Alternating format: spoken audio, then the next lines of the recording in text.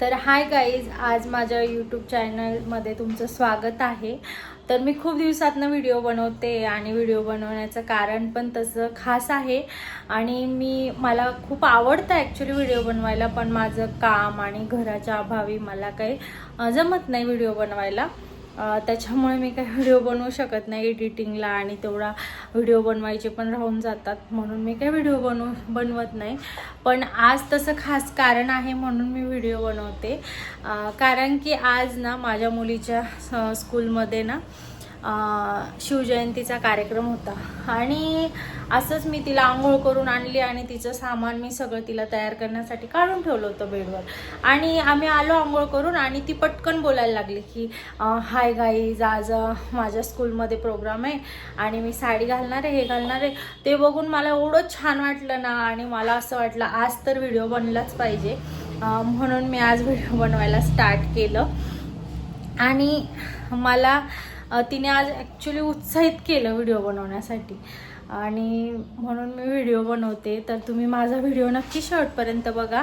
आणि माझ्या मुलीला हाय गाइस, आपण चाललोय पार्टीला. तू काय घातलंय तुझं आज? नऊवारी घातलीये. हा, तुला कसं वाटतंय? छान छान वाटतंय. काय काय घातलंय अजून? चांगली. दाखव तुझी बेंगल्स. वाव. आणि तुझी नथ दाखव. वाव, नाही ते. छान छान. चल लिफ्ट चालू दे आपली व्हिडिओ.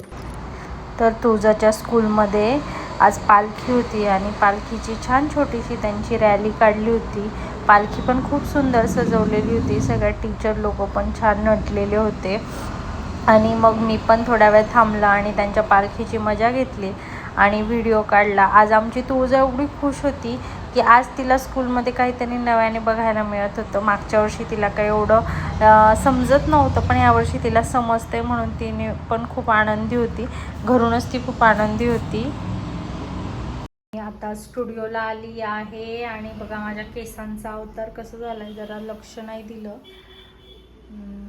बघा माझा हेअर वॉश केला आहे मी आता, आणि माझे केस खूप खराब झाले ते ॲक्च्युली तुळजा आणि तिचं स्कूल या सगळ्यामध्ये मला पटकन आंघोळ सकाळी करावी लागते, म्हणून माझं हेअर वॉशच होत नव्हतं 2-3 दिवसापासून.